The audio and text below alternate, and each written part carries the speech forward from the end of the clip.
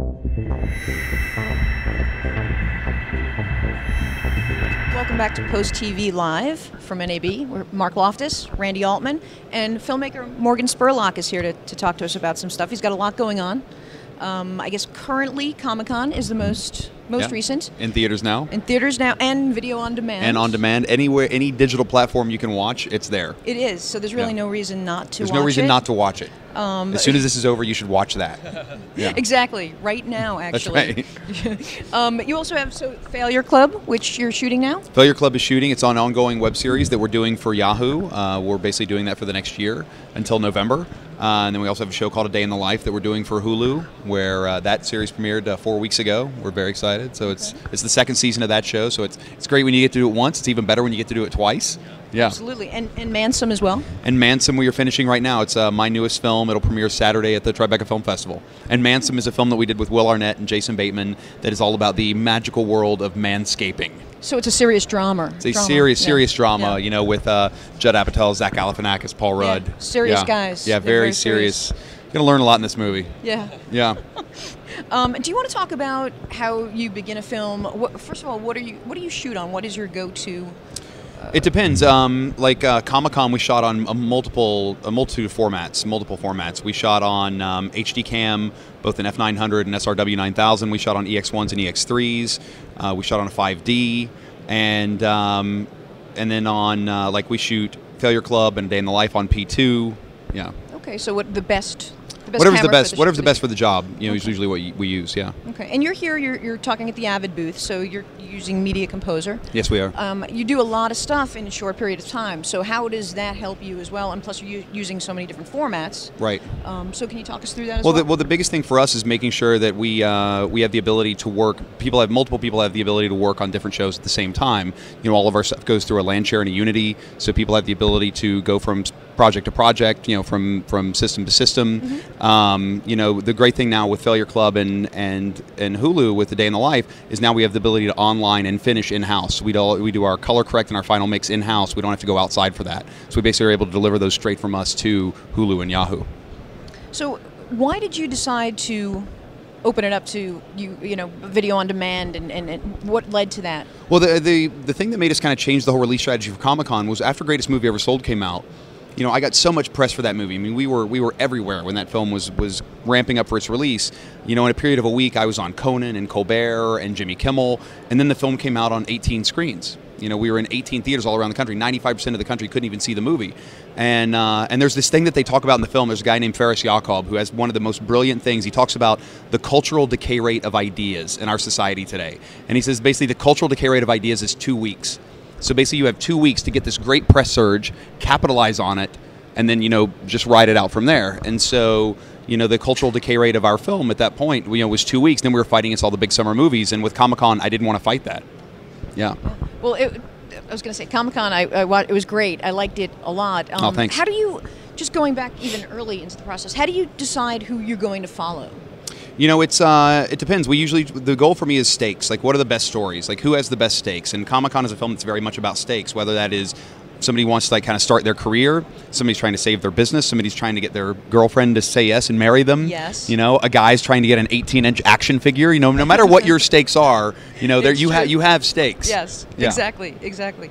And some of the shows, so you gave them a camera and they would shoot on their own? No, we didn't. We had full crews that were following each one of these people. Because once you give somebody a camera, then it's mixed results. So you don't ever want to give a camera to a non-professional and be like, oh yeah, and shoot on your own. And next thing you know, you're going to get stuff that looks like it was shot on their own by a non-professional. Right. Yeah. So with that, we had 15 full camera crews that were following around all of our participants in the film. It was a massive crew making Comic-Con. You know, 150 people. You know, shooting over the 5 days at Comic-Con. It was huge. I was 450 hours of footage. About that. So much of your work, some of the earlier stuff, I always got the impression that you were very resourceful. Yes. You're working the camera. You're the narrator. You're the on-screen talent. Yeah. I don't know if you were doing the editorial. Does that affect the gear that you're kind of looking for, just saying, hey, we're a small crew outside of a Comic-Con type release? Absolutely. You know, that's why, you know, we're big fans of the P2. You know, that is a great little kind of go-to tank of a camera that just creates a beautiful image. You know, enables us to be very nimble in the field. Enables us, you know, to have XLR plugs for you know, a direct sound plug-in. You don't need to have a separate sound gear. Things like that make a big difference when you're shooting in the field. And you know, so for me, that's a camera that we use quite a bit. Yeah, not on a, like, we haven't used that for a film. We use that a little bit in Mansom. But most of the time on my other films, the key go-to camera is like an F900 HD cam. And what about editorial? Are you a hands-on editor, just being so close to the storylines? Well, that's the problem, is I get so close to the storyline that I've realized I'm a terrible editor. because I fall in love with my footage. I like make scenes way too long. And for me, I really like having a separate set of eyes. You know, I like having someone else come in and say, "Oh my God, you don't need this. This is terrible. Why do you have this in here?" And they'd rip it apart. Right. So I would much rather now have an editor who will basically dive in, make that pass. You know, I'll do an outline that I will write and give to our editor, and then, you know, it's myself and my producer and partner Jeremy Chilnick. We usually write down the whole outline of the film after we're done shooting. We give it to the editor. The editor does a first pass, then we go in and kind of give notes on that. They do another pass, and you know, I don't like sitting in. There's people who love to sit in the edit and like stare over people's shoulders while they cut, right. And I'm not that guy. You know, I want my editors to have the creative freedom to do what they want, to be able to bring their own creative energy into a project, and then I just check back in. You know. On a day, every other day or every week, depending on how massive the project is.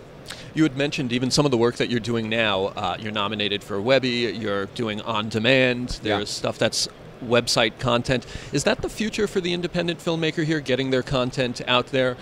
You know, you've had theatrical releases, but what about getting more? Well, I think you know, I'm a real believer that you should experiment, especially now if you can, with, you know, non-traditional release patterns. You know, the more that you can put things in different places, the more you can work with people like a Hulu or a Yahoo, which they're doing a lot of innovative, creative stuff right now, and they're really supporting, you know, filmmakers and people with real kind of innovative ideas. So for me, I think if you have the ability to do that, you should, because right now things are kind of fractured. You don't know what's going to work the best. And if you can like try and release movies in a very different way, you really have an upside of reaching a bigger audience. Are things getting easier for you, knowing what you've had to do to put content together, what technology is available these days? Do you say, if only I had this 5 years ago or so? I mean, I think technology's, you know, it's continuing to change and continuing to evolve. You know, there's this incredible program that Avid has where you can basically like type in a word and it will search for a person, like search for that dialogue throughout all of the throughout all of the footage you have, which is remarkable. Like that's one of, like, if I'd had that 10 years ago, like, oh my gosh, the headache it would have saved. You know, but it's, you know, for me, like, things like that are only going to continue to make my job and an editor's job easier. Very exciting. Yeah. Are you going to roam the floor at all? Have you checked out any? I there's so many cameras. There's so much here. It's kind of like, you know, it's kind of like Nerdvana. Like, I came walking in, I was so kind of overwhelmed. I was like, oh, yeah. It's like little drool came out of the side of my mouth. I was like, ooh. Yeah. So at some point, I'm going to have to wander and you know, check my wallet at the door. Yeah. No kidding. Well, so what's next? What are you tackling? Well, you know, Mansom is next, so that's the big thing. You know, that will premiere at the Tribeca Film Festival this Saturday. It'll open in theaters May 18th, and then after that, you know, we're finishing A Day in the Life. We're finishing Failure Club, which will run till the end of the year, and then hopefully, knock on wood, you know, we'll do a narrative feature. We'll do a scripted film hopefully this summer. Really? Yeah. Will that be the first one? That'll be our first narrative. Yeah. So that's very exciting. Tell us a little bit about. It's written on pages and has actors. Really? Yeah. Okay. It's gonna be cool. Tune in for that. Yeah. It's got actors on it and words. Do you have you do both? You do television and you do film. Do you? Is it just whatever you feel like doing at the moment? I mean, well, it depends on the project. Like, we have great ideas that we've come up with that we're like, oh, what about this as a movie? And then we're like, you know what, that'd be much better as a TV show. There's so much more we could get into as a TV show. And then there's ideas you come up with a TV show and say, that's such a one-off idea, it would be much better as a standalone film. So it depends on whatever the project is. Okay, great. One other question I had was with budgets, knowing what you've been able to do on limited independent budgets, is that still your mentality these days? It's like being, you know, tight on the budget, or do you say, well, I've achieved a level of success, I want more money to be able to do more things? You always want more money, sure, but you have the ability to stay in business longer if you do less with more. More people will want to work with you. There's a higher chance of returns. There's a greater ability of actually having a return on that investment for whoever gave you the money, and that's what will keep people wanting to be in business with you. If you are the guy who continues to take lots of money and not make any money, you're going to suddenly not get any return phone calls. And so for us, we always I was just on the phone with Jeremy before we came over here, and we were just talking about a budget that we were getting done that we're continuing to hammer away, continuing to cut money out of it, because I was like, we have to be able to knock that down. And now we're at a point where we're like, okay, I think that's good. And it's already so low by comparison to a lot of other things. Any other TV shows we've ever done, it's just like, it is so low by comparison. But for us, I think that, and for me, I think that you don't need a ton of money to make something good. It has to be compelling content first. Cool. Yeah.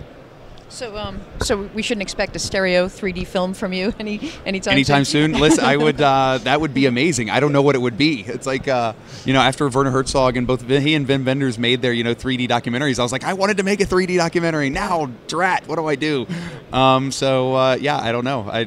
I don't know what that 3D movie would be. Right. Yeah. Okay. Well, we could talk. We could try to figure something out. Yeah. Okay. Done. We'll figure out something. We could make this in 3D. Done. We could. Yeah. Well, thank you so much for your Awesome. time. No, This my was great. pleasure. Thank you. This was awesome. All right. Well, Thank have you. fun at NAB and shopping. Thank you. I'm as gonna well. go nerd out now. Yes, please. Thanks. So, thanks.